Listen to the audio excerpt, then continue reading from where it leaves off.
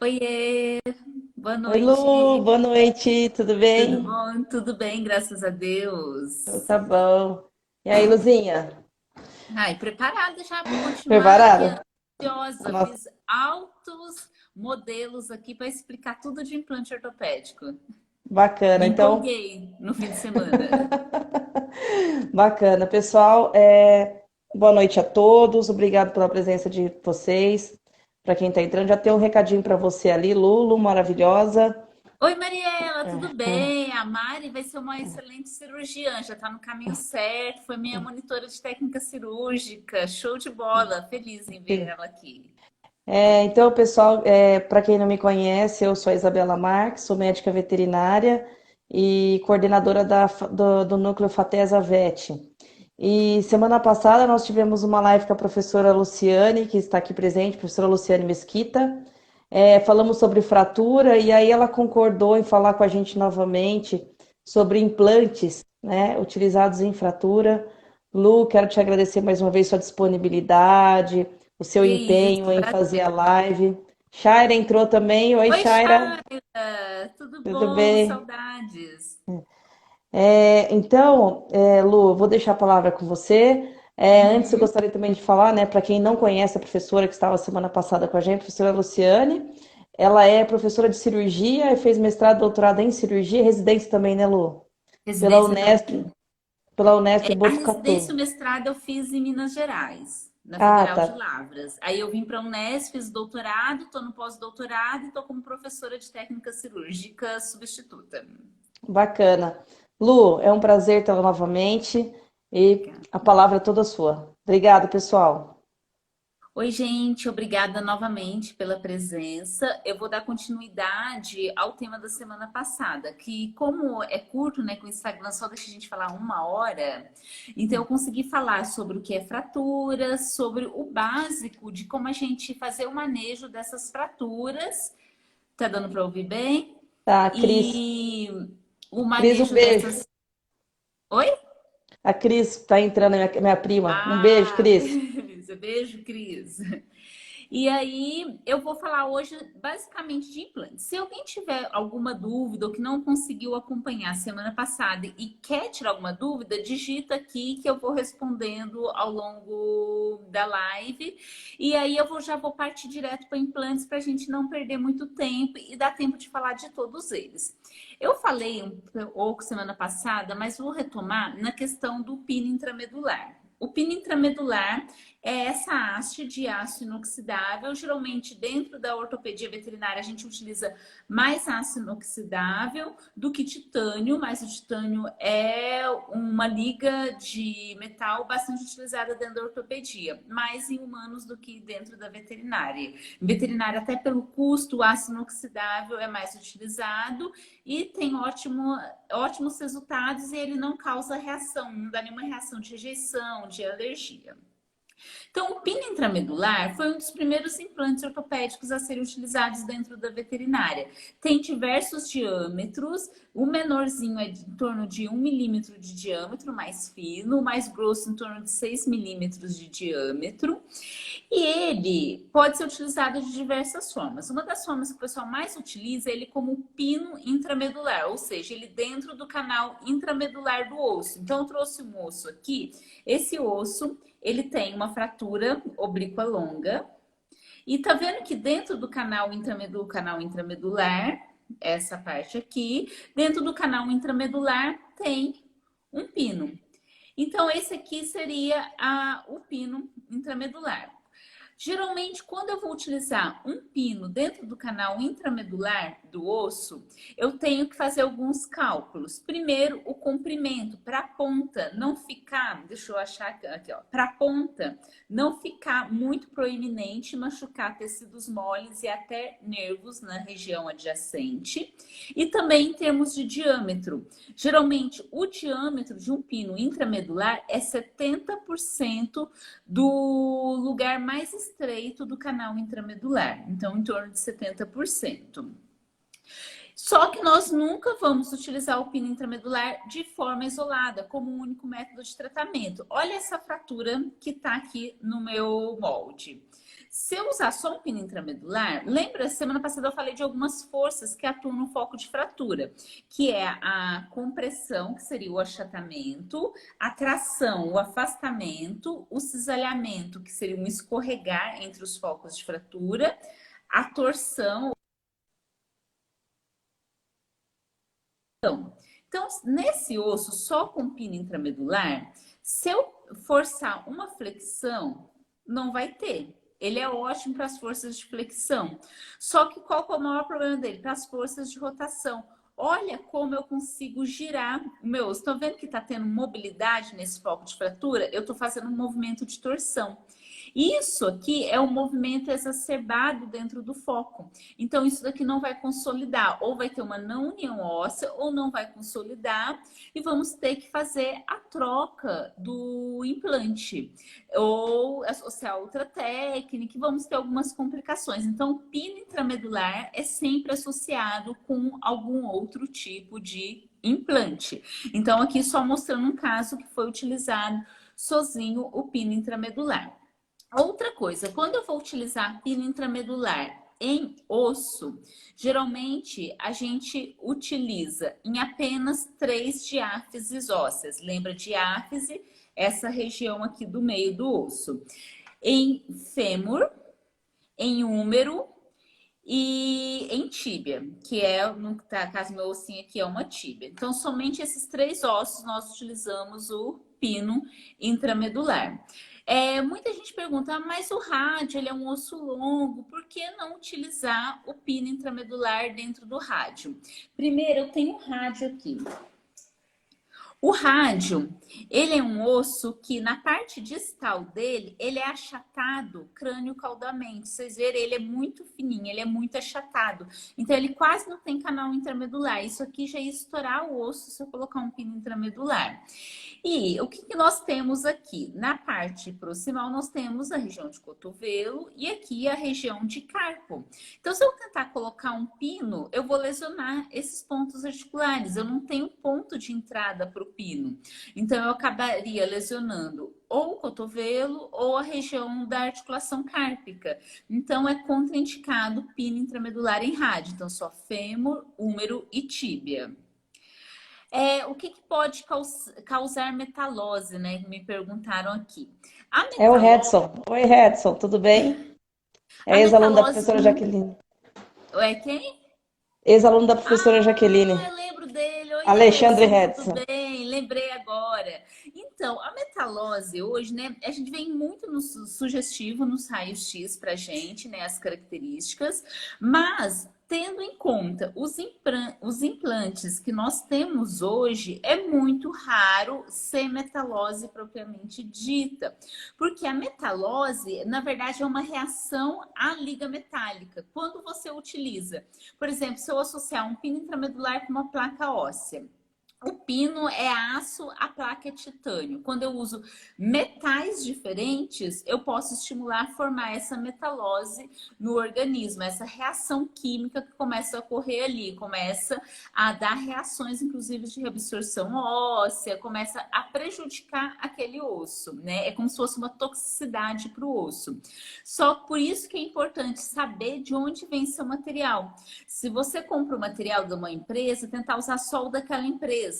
Não misturar com de outra empresa, porque você não sabe se houve mudança de alguma liga metálica. Para ter certeza se é só aço inoxidável, se é só titânio, porque a metalose ela vem dessa mistura de ligas metálicas. Então, evitar essa mistura. Mas a Alô, gente... Oi. teria só como você explicar brevemente o que é metalose, que talvez tem gente que é novo, às vezes não sabe o termo. Rapidamente, assim, eu sei Tá. que o tempo é.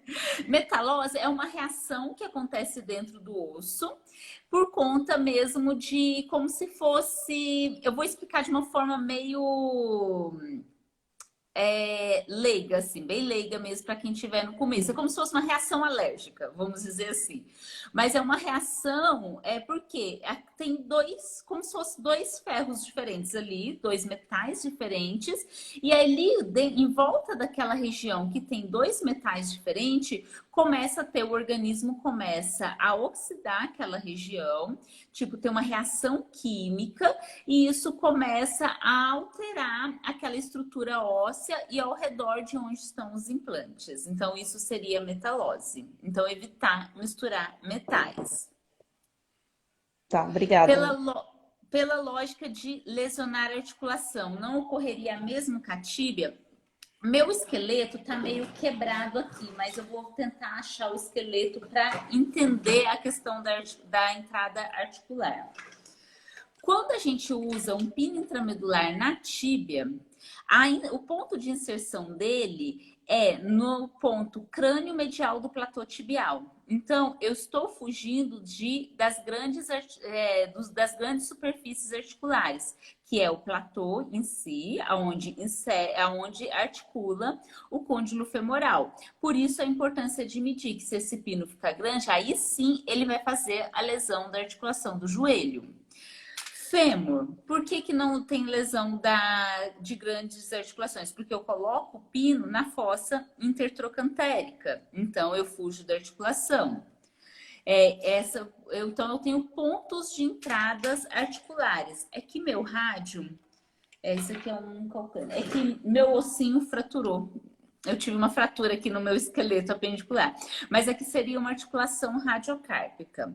O que acontece? Porque eu não tenho ponto livre, eu diria assim, sem osso, eu não teria uma superfície livre para inserção do pino. Por isso que eu falo de lesão, porque eu não tenho ponto de inserção sem machucar as outras estruturas articulares. Na tíbia, eu tenho esse ponto de inserção, que é a parte crânio-medial ali do platô tibial. Eu consigo inserir um pino ali sem causar lesão na articulação. A mesma coisa no húmero e a mesma coisa no fêmur.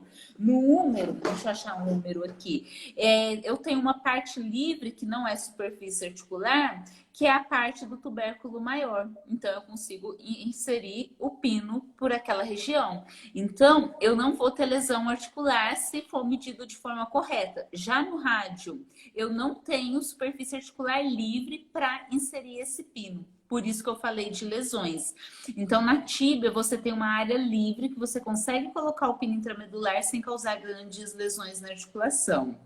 Deu para entender? A quem me fez a pergunta, que já subiu, eu não consegui guardar um nome, só me fala se deu para entender. Não sei se seria essa a resposta. Tranquilo em relação à pino intramedular, metalose, alguém tem mais alguma dúvida? Ah, Respondeu. Garcia MDF, deu sim, que bom.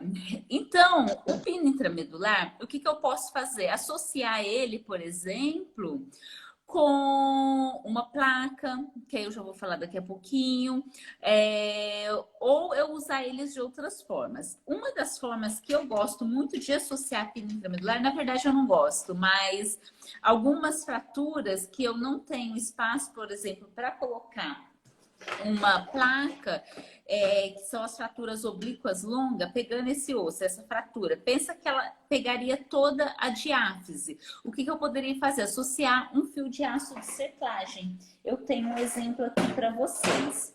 Eu deixei tudo aqui do lado, eu vou pegando para mostrar para você. Isso é um fio de aço de cerclagem. É como se fosse um arame, falando vulgarmente. Então, isso é uma cerclagem também de aço inoxidável. E eu posso fazer em fraturas oblíquas longas, igual essa aqui, ó. Tá rotacionando o foco de fratura. Então, o que eu poderia fazer?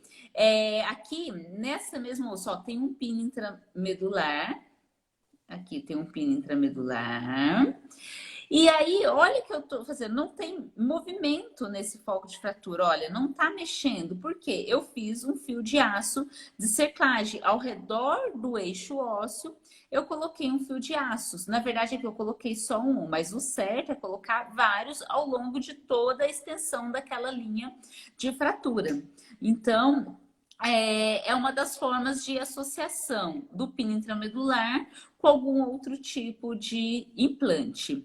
E o fio de aço de cerclagem, ele é bem interessante, principalmente para cirurgias de mandíbula.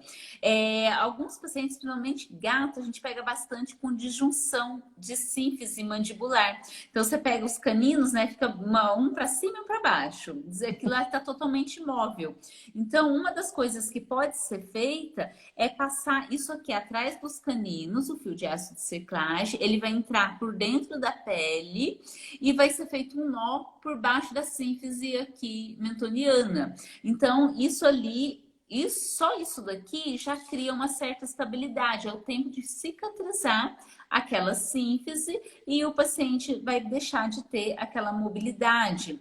Em fraturas de mandíbula, a gente pode usar dentro do osso como fio. Aí ele não é chamado de fio de cerclagem, que fio de cerclagem é igual tá aqui. Ele passou em volta do eixo ósseo. Ele é chamado de fio interfragmentar. É feito um furo de cada lado da mandíbula. César, já te respondo um minutinho.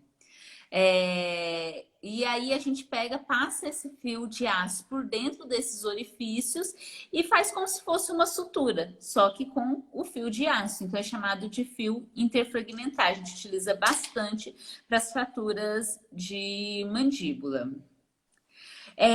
O César, deixa eu ver aqui, tudo bem com você? Foi meu aluno Seu ali na aluno? técnica. As pontas que sobram do fio causam alguma inflamação dos tecidos moles ao redor? Causam um pouco de inflamação, sim. Claro que no meu modelo aqui tá exagerado de ponta que sobra. Aqui eu exagerei demais, não vai ficar esse pontão, pelo amor de Deus. Geralmente a gente deixa 3 a 4 nozinhos só, fica algo bem delicado. Que aqui eu montei só para aula e eu não tinha todo o material, não tinha alicate que cortava direito, então foi um pouco improvisado.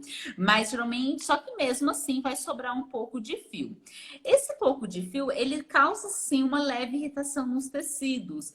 Tanto que ao redor, quando a gente tem que reintervir para retirar esse implante, caso seja necessário, a gente vê que ao redor dele forma uma cápsula fibrosa, às vezes até osso em volta, como se fosse uma forma de proteger do tecido mole. Por isso que o paciente ele acaba não manifestando dor, ele não manifesta nenhuma reação a esse fio, porque o organismo já cria uma proteção. Então, ele tem um início de reação inflamatória, mas o próprio organismo já é capaz de debelar. Então, ele já é capaz de controlar isso e o paciente fica bem. Deu para tirar sua dúvida? Qualquer coisa, responde aqui, César, se deu para entender. Senão, a gente repete uma outra forma de explicar. Tranquilo até aqui? Então, a gente usa bastante esse método em algumas vezes que eu não consigo colocar uma placa óssea e eu tenho essas fraturas oblíquas, né? Que são essas, deixa eu achar um ponto que dá para ver bem, que são essas que vão circundando a diáfise óssea, principalmente aquelas que pegam quase toda a diáfise. Entendeu? Que bom, César, qualquer dúvida, pergunta aqui. E eu coloco vários fios desses, então eu consigo eliminar a força de rotação, que era o que estava atrapalhando consolidar essa fratura só com o uso do pino intramedular. Então, vamos comparar os dois implantes só com o pino intramedular. Olha como tem o movimento de rotação. E agora só com a cerclagem. Olha, não tem mais o movimento de rotação. E o pino ajudando também na flexão. Desculpa, mas caiu minha internet. Eu gostaria se a inflamação é a única complicação que esse implante pode causar. Cris, provavelmente pelo nome aqui, né? Se não for, peço desculpas. A inflamação é o que geralmente ele mais causa. Tem alguns pacientes que têm um pouco de osteopenia aonde está colocado o fio, ou seja, o que seria essa osteopenia? Seria perder a mineralização óssea. E aí ele começa o osso, meio que você vai ver que ele vai diminuindo de tamanho. Então, o que eu tenho que fazer nesses casos? O ideal é entrar e fazer a retirada do implante. Mas, geralmente, eu nunca peguei nenhum caso que essa osteopenia fosse tão significativa a ponto de atrapalhar o processo de consolidação. Então, sempre deu para poder, geralmente, fazer o paciente se recuperar e depois fazer a intervenção para retirar esse fio sem maiores complicações, sem causar fragilidade óssea, por exemplo, essa osteopenia levar a uma nova fratura. Então, dá para utilizar tranquilo. É que tem caído cada vez mais em desuso com os usos das placas ósseas, tem usado cada vez menos fio de ácido de secagem, o pino intramedular geralmente associado com a placa, que eu vou falar um pouquinho mais. Tranquilo? Deu para entender, Cris? Se tiver mais alguma dúvida.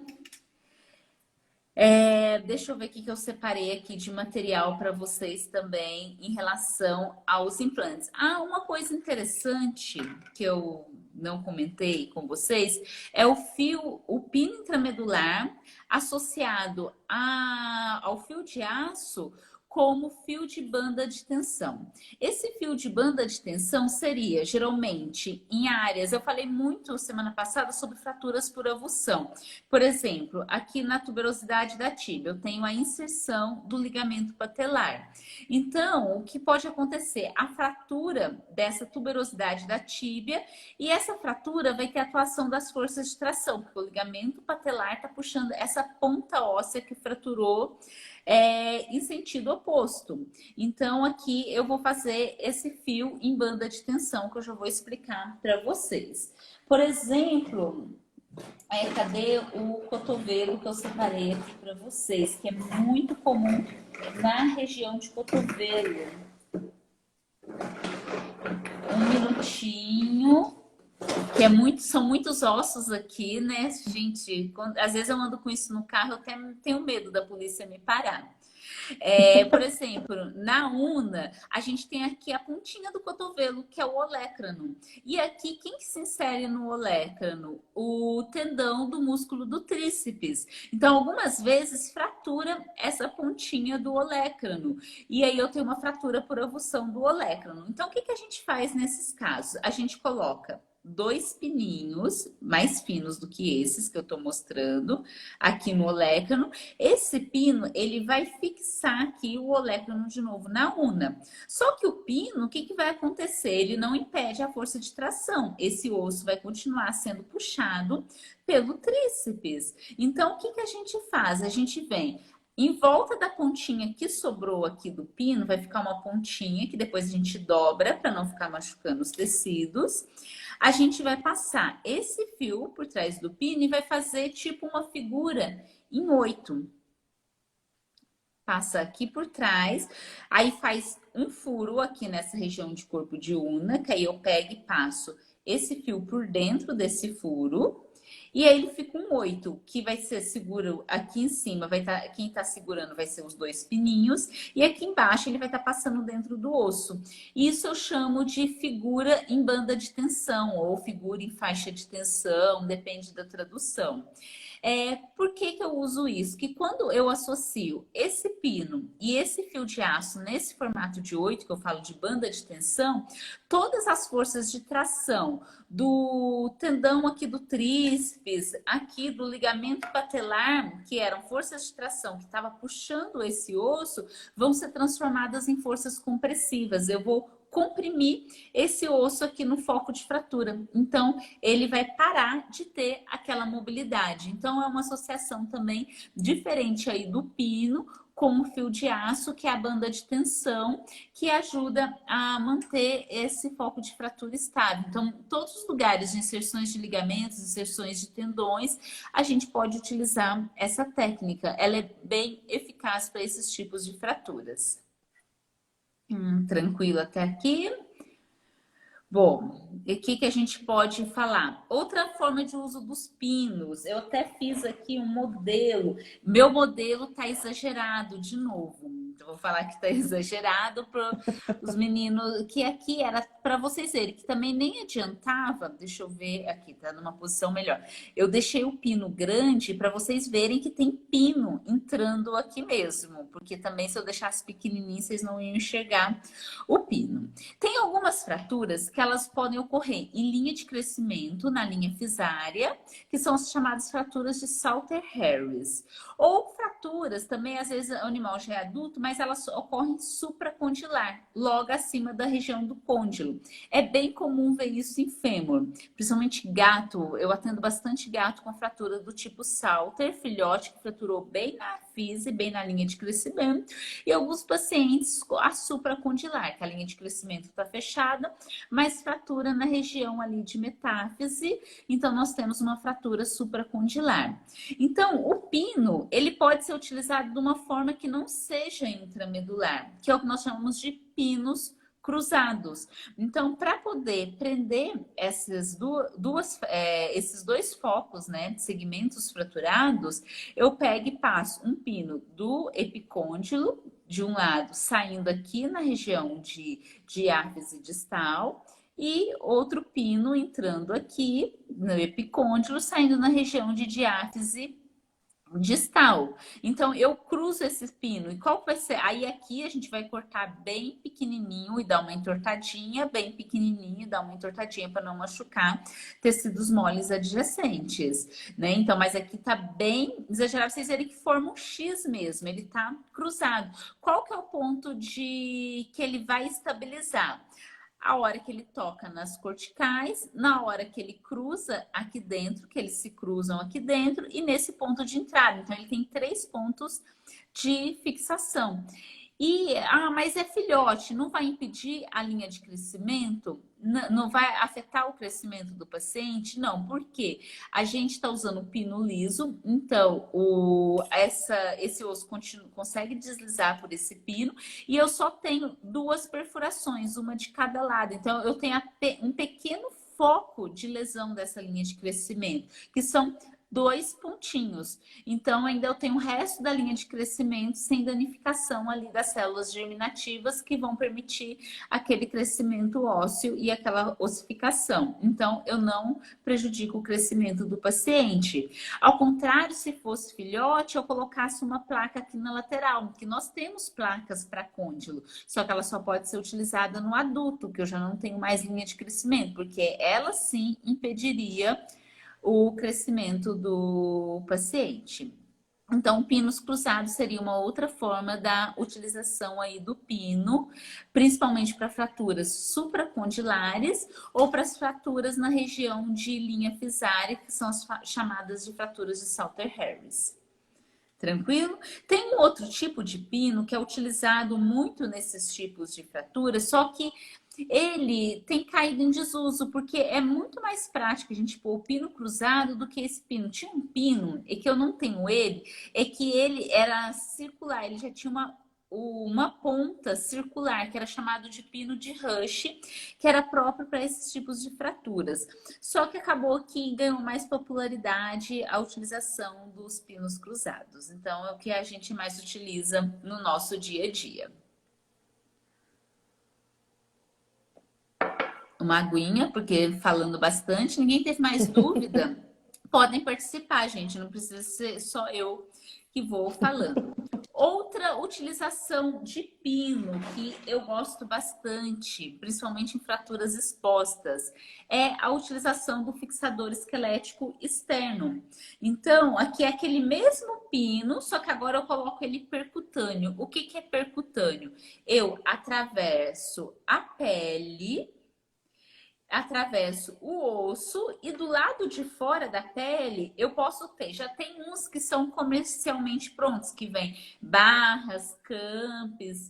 Ô, Nesse Lu, caso, oi. o pessoal, quando vê uma fratura dessa, um fixador externo, eles ficam meio apavorados, eles acham que é uma coisa que Do tá outro assim, mundo, do outro mundo e que a fratura tá bem bem. feia, que às vezes não vai consolidar, porque isso assusta. Até no ser Não, humano é assusta, né? horrível.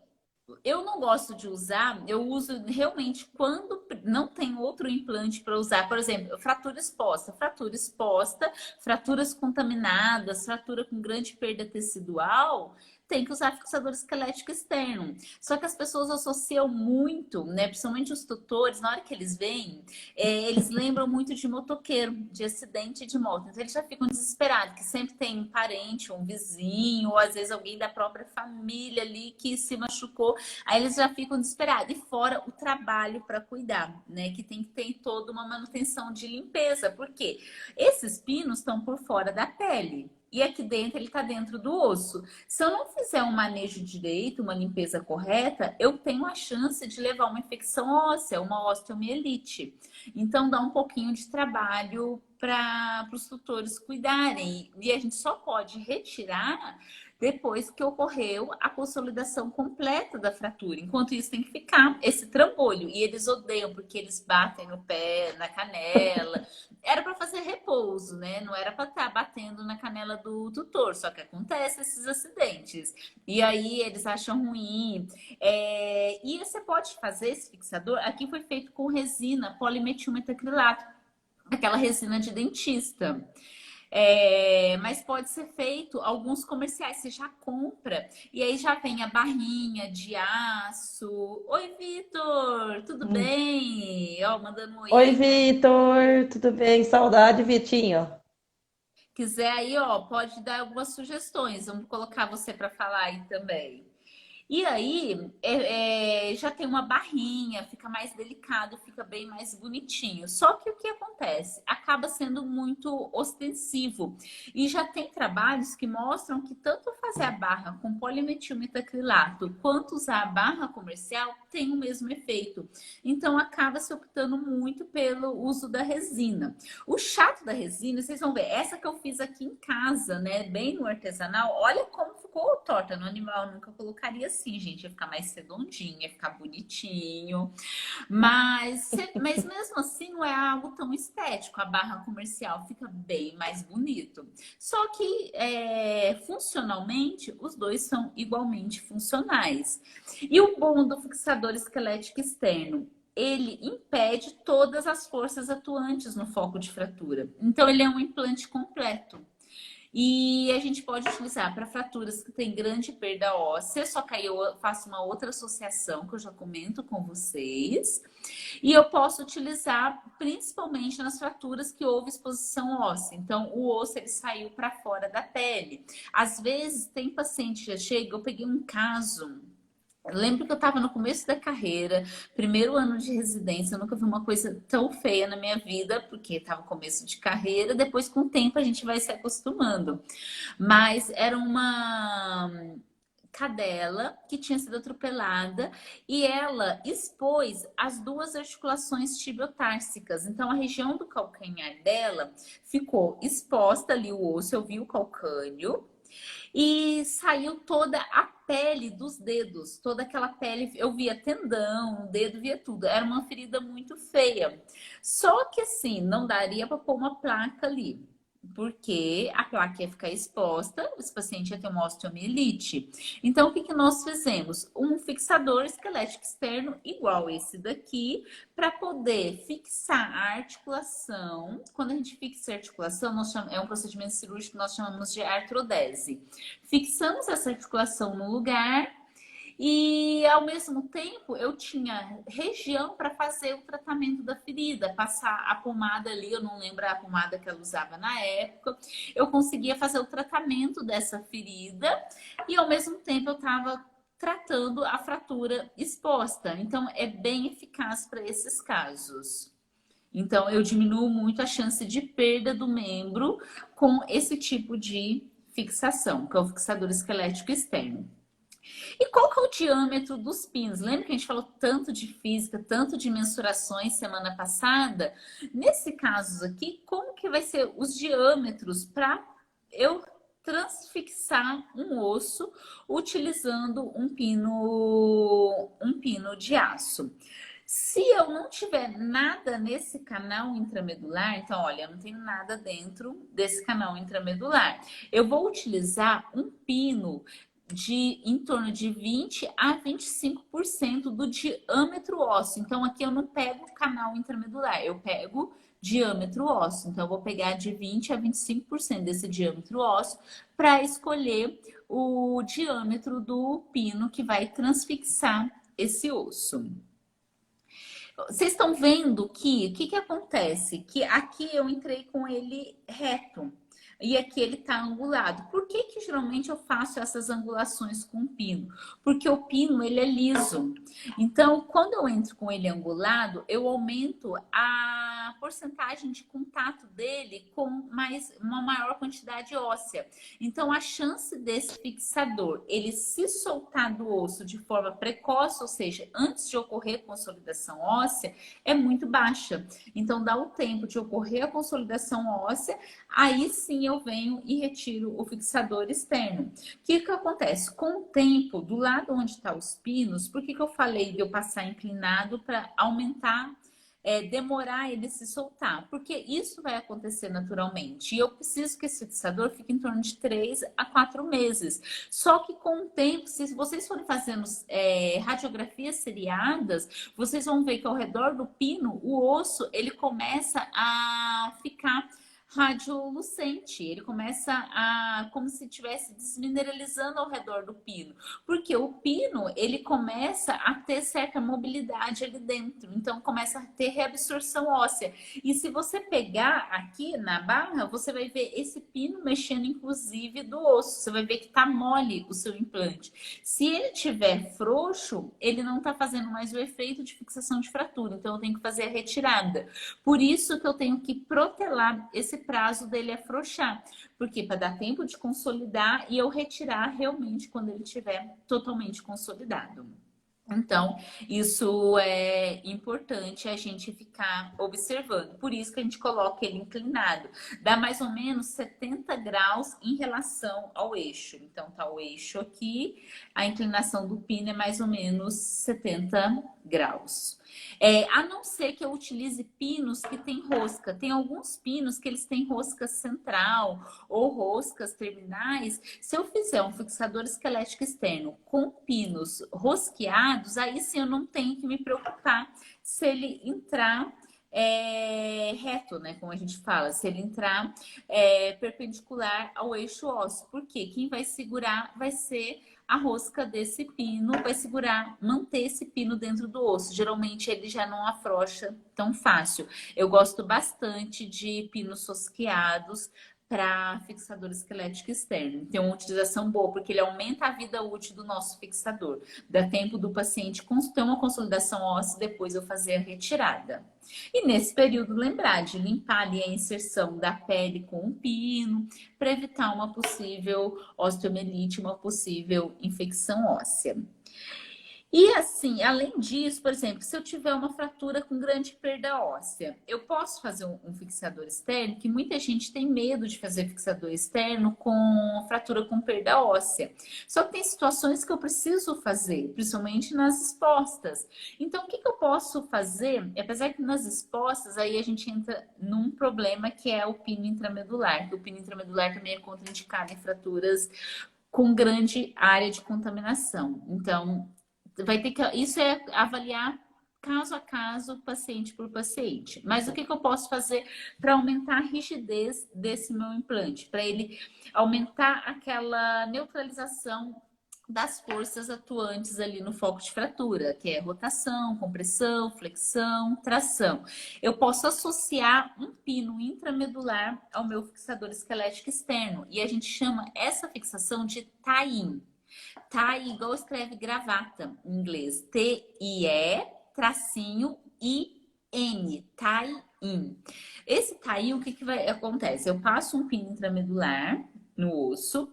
Eu vou deixar a ponta dele para dobrar essa ponta. E essa ponta, ela vai encaixar na barra do fixador esquelético externo. Então, o tie-in é quando o pino intramedular, ele está junto com a barra do fixador esquelético externo. Se eu tiver um pino intramedular, cortei, e o fixador esquelético externo é pino intramedular mais fixador esquelético externo. Se ele tiver dobrado junto aqui com a barra do fixador esquelético externo, eu tenho o chamado TAI. Isso aumenta muito a fixação do implante. Só que se eu for fazer um pino intramedular, agora pensa comigo, eu tenho um pino intramedular e vou passar outro pino perpendicular ao eixo ósseo. São dois implantes brigando entre si por espaço, concordam comigo? Então aqui eu tenho que tomar de novo cuidado com o cálculo. Nesse caso, esse pino não pode passar 20% do diâmetro ósseo. Então, o pino percutâneo, ele tem que corresponder a 20% do diâmetro ósseo e o pino intramedular continua entre 60% a 70% do canal, da parte mais estreita do canal intramedular. Oi, Ivaldo. O Ivaldo veio nos fazer companhia. Pode dar suas sugestões. Seja bem-vindo, Ivaldo. Participou bastante semana passada. Pode continuar aqui participando com a gente hoje. Então, nós temos que tomar cuidado com esse cálculo, porque senão eu vou estar passando um pino intramedular, um pino percutâneo, vou explodir esse osso por conta de falta de espaço. Então, 60% a 70% do pino intramedular e o pino percutâneo no máximo 20%. E tá aí quando esse pino, ele pega e é fixado na barra do fixador esquelético externo. Mas quando eu utilizaria principalmente o TAIM? Oi, Leonardo. Leonardo é o nosso estagiário que quer ser cirurgião, então presta bastante atenção também. O que acontece? Por que eu usaria o TAI naquelas fraturas de grande perda óssea? Principalmente porque está tudo muito instável, então aumenta a rigidez do sistema. Mas tem algumas condições que eu preciso usar fixador esquelético externo em ossos muito proximais, como o húmero e o fêmur.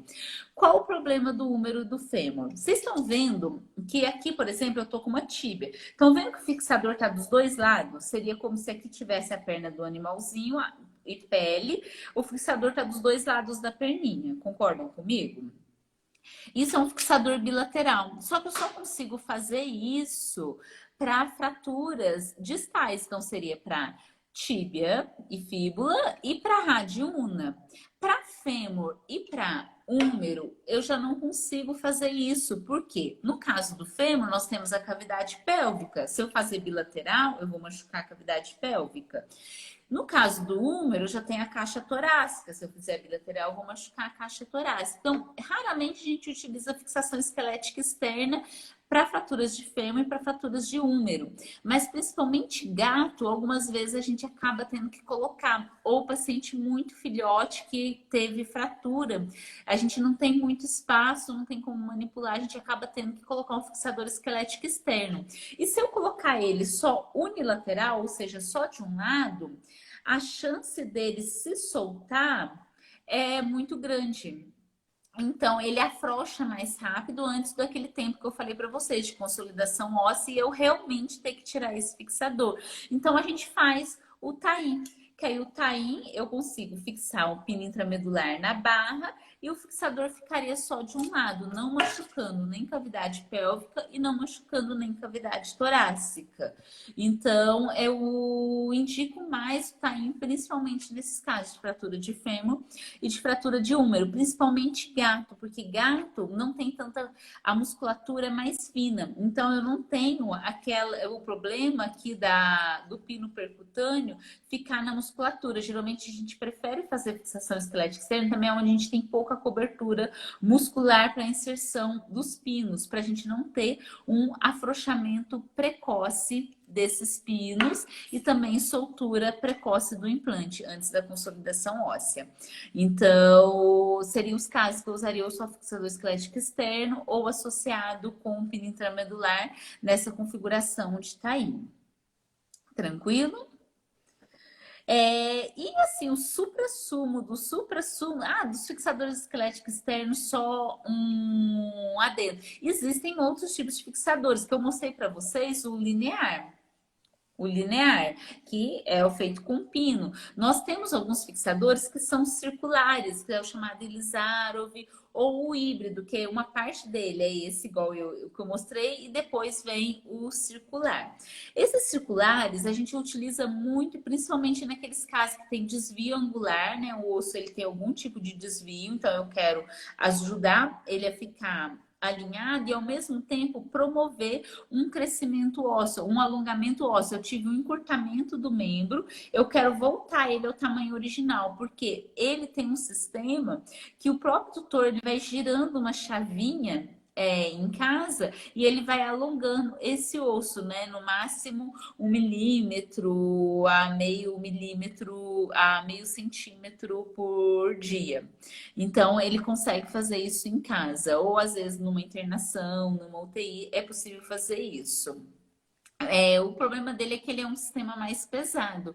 Então, a gente utiliza só nos casos realmente que precisa ser utilizado esse tipo de fixador. Tem que ter uma experiência para colocar o instrumental para poder fazer a tração do fio, do fio de aço. Ele é como se fosse um pininho mais fino, que ele tem que ser tracionado dentro daquele círculo. Então, precisa de um tensionador, que é um material já mais especial. Então, já precisa de uma certa prática. Mas só para vocês saberem que existe esse tipo de implante também. Mas, assim, o suprassumo da ortopedia, que todo mundo quer usar e todo mundo É a usa. placa. Mas a placa. E também eu sou fã de placa. Eu amo placa, eu trabalhei com placa no meu mestrado, trabalhei com placa no meu doutorado. O meu pós-doutorado é placa, porque eu amo placa. Só que Placa a é gente chique. placa é chique. Só que a gente precisava conhecer os outros implantes, porque porque tem situações que eu não posso usar placas. Então eu trouxe aqui para vocês, olha, eu trouxe várias Ô, placas de Lu, plano que não eu querendo amo. ser chata, mas nós temos 15 minutos. 15 minutos, Desculpa, gente. Então, desculpa ser chata. não, eu Mas não entendo, sou gente. eu, é o Instagram. A culpa é do Instagram que me corta com 1 hora.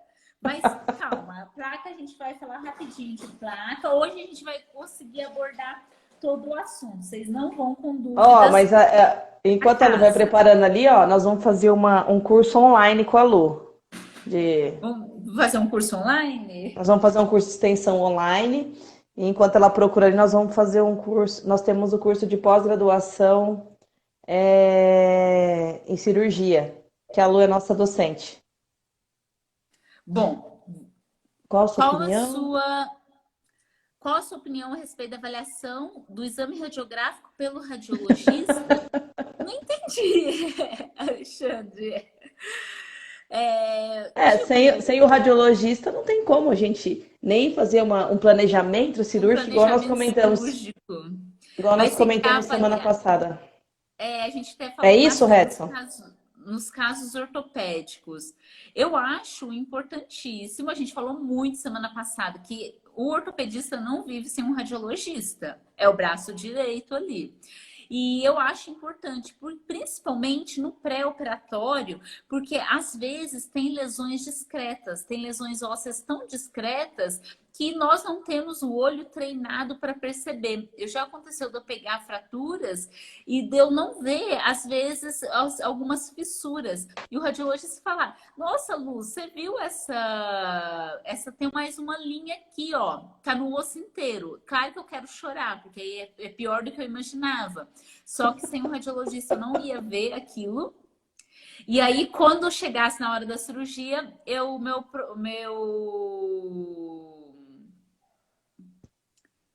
eu já respondo, Shaira. Quando eu ia ir por abaixo todo o meu planejamento cirúrgico. Então, eu acho muito importante. Tem um livro de raio-x feito por um ortopedista, eu não conheço esse livro. E calibração ortopédica, eu não conheço. Como seriam esses dispositivos de calibração ortopédica? Eu não conheço. Posições como TPLO. A TPLO, né, já seria uma técnica para tratar a ruptura de ligamento cruzado cranial. E ela precisa muito um bom posicionamento radiográfico, porque a articulação tem que ficar a 90 graus. E eu preciso do radiologista para ajudar a fazer o cálculo certinho dos ângulos. Então, precisa ser bom posicionamento, precisa fazer um bom cálculo ali, ter um programa de confiança. Então, o radiologista é importante com relação a isso. Da calibração que a Shelly falou, das esferas metálicas. Olha, eu tenho colegas que utilizam muito esse tipo de calibração. Agora eu já sei do que você está falando, mas eu não tenho experiência. Só que ajuda um pouco, assim, o que meus amigos falam, que você não erra na hora de fazer os cálculos, principalmente ali de ângulo, de tamanho de diâmetro ósseo, mas eu não tenho experiência nenhuma com isso, então eu não vou ficar te devendo nisso. Agora, tem alguns amigos que não conseguem fazer nada sem a calibração. Então, eles usam bastante, mas eu já não tenho essa experiência. Eu acabo indo sem mesmo e utilizando o programa, quando é digital, o programa do próprio software para fazer os cálculos e aqueles antigos na régua mesmo. Quando eles não são, quando eles são do tamanho real, senão eu vejo a medida. Não sei se eu confundi aí as respostas, Shaira. Eu tenho uma dúvida quanto à retirada dos implantes. Quando eles precisam ser retirados e quais não. Então, eu vou responder rapidamente essa. Eu já falo de placas. É Rodrigo, provavelmente, pelo nome ali. Então, para retirada de implantes, geralmente a gente só retira. A indicação primária é só retirar implante se ele estiver causando algum dano para o animal. Uma reação inflamatória exacerbada, apesar de ser raro pelos nossos implantes, mas pode acontecer. De estar tendo exposição do implante, acontece de muitas vezes ter exposição do parafuso. O pino, lembra do pino intramedular? O pino ele migrar para fora da pele ou ele começar a cutucar e machucar ali, o animal começou. Ele estava andando super bem, de repente ele começou a claudicar, porque o pino ele está migrando. Então, ele está cutucando ali ou o nervo ou o tecido mole. Então, a gente recomenda a retirada do implante. Agora, eu vou falar a minha opinião. Eu gosto, se o paciente for novo, fazer a retirada do implante. Eu gosto de fazer a retirada do implante. Por quê? Principalmente se for placa óssea, depois que consolidou. Porque essa placa, a função dela, qual que é a função do implante? Segurar o osso enquanto forma novo osso. Então, quem tem a carga é o implante. Aí formou novo osso, quem que tem que segurar a carga? O osso. Só que, concorda comigo que uma placa é muito mais forte que um osso? Então, quando o animal estiver apoiando, a carga vai estar indo muito mais na placa do que no osso. E o osso, para ele mineralizar, ele manter a mineralização, ele precisa de carga. Então, durante o apoio, ele precisa de carga. Então, o que acontece? Esse osso começa a entrar em osteopenia, ele começa a desmineralizar, a reabsorver. E aí, o que pode acontecer? Ele pode desaparecer, ter uma fratura patológica ali, então precisa fazer a retirada desse implante de qualquer forma, só que aí você já vai ter um osso danificado, um osso frágil. Então, o que eu recomendo, principalmente se o paciente for jovem, que ele vai viver ali 10 anos com o implante, consolidou, faz a retirada do implante. Não vai machucar tecido mole ao redor e não vai ter esse problema da reabsorção óssea, da osteopenia óssea. Então, eu gosto de retirar depois da consolidação. Espero que tenha esclarecido a sua dúvida. E é muito engraçado. Agora eu vi o pessoal da radiologia, os radiologistas até já sabem, eles já vêm. Olha, já tá com osteopenia, já tá reabsorvendo o osso aqui, tem que retirar o implante. Eles mesmos às vezes já vêm falando no particular, né? Eles não escrevem no laudo, mas vêm falar no particular. Quais são os valores mais ou menos para os clientes? Então, esse negócio dos clientes serem enganados, valor de implante, isso é muito complicado. Por quê? Em humanos, já teve muitas reportagens. Eu acho que não vai dar tempo de falar nem de placas, nem de haste intramedular bloqueada. Lu, deixa eu te falar. O que a gente pode tentar fazer, não sei se você tem tempo hoje. Na hora que terminar essa primeira parte, eu baixo ela e a gente inicia uma outra live para você falar pelo menos de placa. Pode ser? Pode ser, porque é o principal, gente. Então pode ser. Na hora que termina, gente, na hora que interromper, espere uns minutinhos que a gente Só para eu baixar a live. E a gente vai entrar com a live. Vai demorar uns minutinhos, mas a gente vai voltar, tá bom? Porque vai cair que faltam 7 minutos. Mas respondendo a Cris. Então, hoje vocês não vão ficar. A gente vai terminar. A gente vai falar de placas hoje. Ainda mais que eu trouxe várias placas aqui. Então, o que acontece? Olha, Alexandre, quando eu falo que a cirurgia tá linda, o meu ortopedista diz que ficou feia. Quando fala que tá feia, ele fala que tá linda. Aí, isso é normal. Antes de eu responder a Cris, isso é normal acontecer porque às vezes você vê aquele fica um monte de fragmento. Isso o radiologista fala: nossa, mas tá cheio de fragmento, tá tudo solto aqui. Mas muitas vezes a gente faz osteossíntese biológica, ou seja, a gente abre, só alinha o osso, não mexe muito naquele tecido mole, não mexe nos fragmentos, deixa os fragmentos ali. E aí você vai ver aquele raio-x e você fala: meu Deus, tá cheio de fratura, olha, uma ponta óssea em cada lado. Aí o ortopedista fala: gente, ficou muito boa, tá super alinhado, porque é o que a gente quer. Os implantes estão bem colocados. E às vezes vocês veem todo alinhado, mas a gente olha e fala: ficou com um leve desvio. Às vezes só a gente vê. Mas ou às vezes a gente olha e fala: ficou horrível, porque os parafusos não bloquearam, por exemplo. A gente consegue ver que ele tá com a falta do bloqueio pelo raio-x. E aí isso acontece bastante, é legal.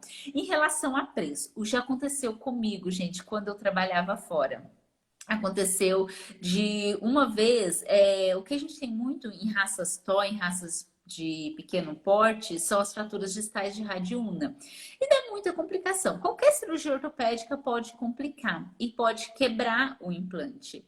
E virarem para mim e falaram: você colocou plástico no meu animal. Aí você mostra a placa, fala para a pessoa dobrar, ela não vai conseguir dobrar, mas ela vai falar: não, o que você está me mostrando não é o mesmo que está dentro do animal. Você tira do animal, mostra para ela, ela fala: não, isso aqui é produto de segunda. Porque teve uma época, não sei se vocês lembram, passou no Fantástico, a máfia dos implantes ortopédicos na medicina humana.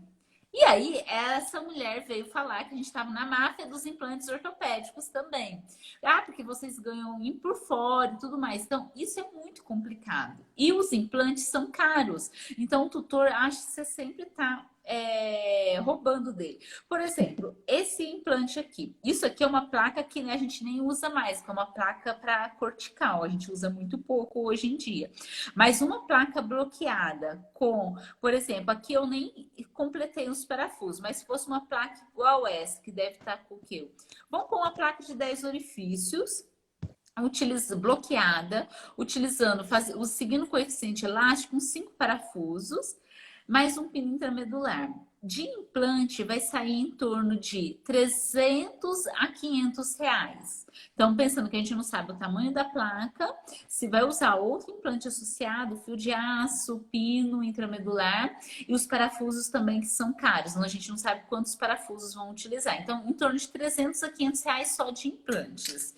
Então, uma cirurgia ortopédica, ela vai sair caro para o tutor. O tutor geralmente não gasta menos de 1.500, menos de 2.000 reais numa cirurgia ortopédica, bem feita, com implantes de qualidade. Então, o tutor sempre acha que a gente está extorquindo eles, que a gente está explorando.